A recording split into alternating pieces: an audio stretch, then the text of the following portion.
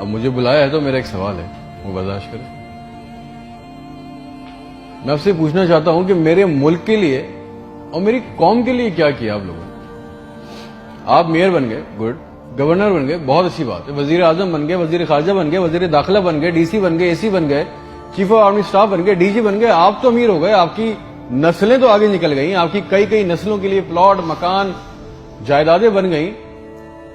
پاکستان کے عام آدمی کے لیے کیا ہوا؟ اس کو کیا ملا؟ آپ کی موجیں لگ گئیں، ویری گڈ، بہت اچھی بات ہے۔ ہمیں کیا ملا؟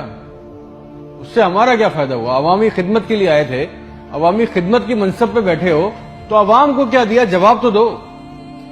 200 فالتو لوگ ہمارے ملک سے حج اور عمرہ کرنے جاتے ہیں ہمارے خرچے پہ، پیرس کے، فرانس کے دورے، آم کی پیٹیاں جا رہی ہیں، ساڑیاں جا رہی ہیں ہمارے پیسوں سے۔ اس سے ہمیں کیا ملے گا؟ اس بات کا تو جواب دو۔ آپ 200 لوگ ہمارے خرچے عمرہ کرنے جاؤ گے، ہمارے گناہ بخشیں گے؟ نہیں، آپ کے بخشے جائیں گے، اللہ جانتا ہے۔ پوری قوم کو ٹرک کی بتی کے پیچھے لگا دیا۔ پاکستان خطرے میں، اسلام خطرے میں ہے، انڈیا دشمن ہے، کشمیر کو آزاد کرنا ہے۔ نہ پاکستان کے لیے آج تک کسی نے کچھ کیا، نہ اسلام کے لیے کچھ کیا، نہ گھنٹہ انڈیا کا کچھ بگاڑ سکے۔ مودی اپنی تقریروں میں کہہ رہا ہے چھوڑ دو پاکستان کو، وہ اپنی موت خود مر رہا ہے۔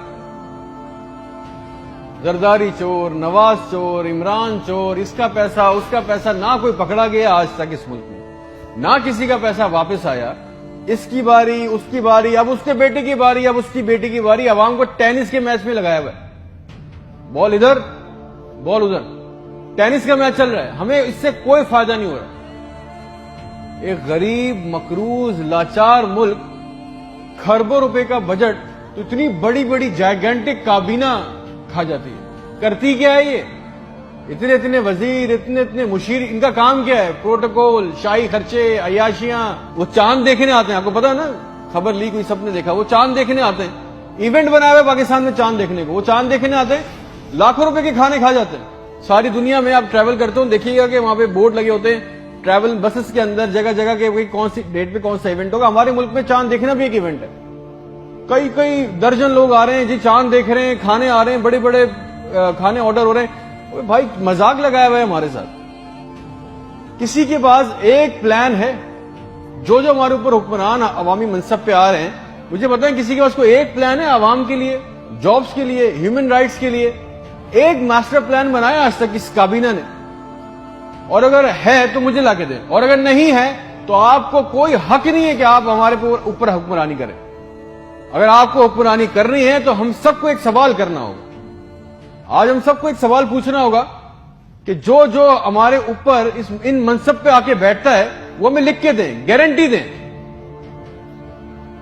کہ آئندہ کوئی عورت سندھ کے ہسپتال کی دہلیز پر بچہ پیدا کرتے ہوئے نہیں مرے گی۔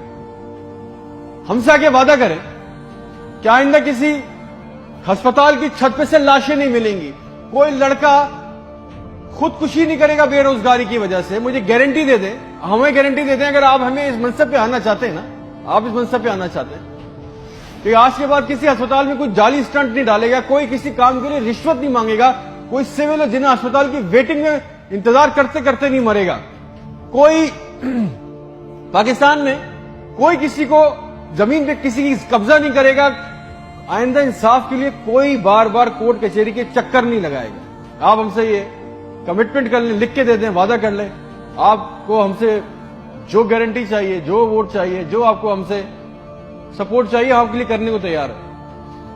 کوئی عورت لکھ کے دے دیں کہ آج کے بعد نہر میں اپنی بچیوں کے ساتھ نہیں کودے گی کیونکہ اس کے بعد رات کے کھانے کے پیسے نہیں ہیں، کوئی بے قصور جیل میں نہیں سڑے گا۔ ہمارے پاسپورٹ کو دوسرے ملکوں میں عزت ملے گی، آزادی اظہار کا حق ہوگا، کوئی بیٹا بغیر وجہ کے آدھی رات کو اپنے گھر سے اٹھا کے لے کے نہیں جایا جائے گا اور بتائے بغیر۔ اور جتنا عوام کا ہمارا پیسہ، ہمارا حق لوٹا گیا ہے، وہ پیسہ بھی واپس آئے گا، آپ لے کے آئیں گے تو ٹھیک ہے۔ آپ نے جو کہا بہت اچھا لگا، پھر جو آپ چاہتے ہیں، جو سپورٹ کوآپریشن ہم سے چاہیے، ہم دینے کو تیار ہیں، عوام دینے کو تیار ہے، اور اگر نہیں دے سکتے تو پھر تو ہم بولیں گے چاہے آپ ہمیں باغی بولیں، غدار بولیں، یہ ہمارا بنیادی حق ہے، یہ چھین نہیں سکتے، اور کریں گے بھی کیا؟ مار دیں گے۔ بچا کیا ہے ہمارے پاس؟ تم خادم ہو جو عوامی منصب پہ بیٹھتا ہے، اس کا کام خدمت کرنا ہے، خدا نہ بنے ہم پاکستان کے لوگوں کے لیے۔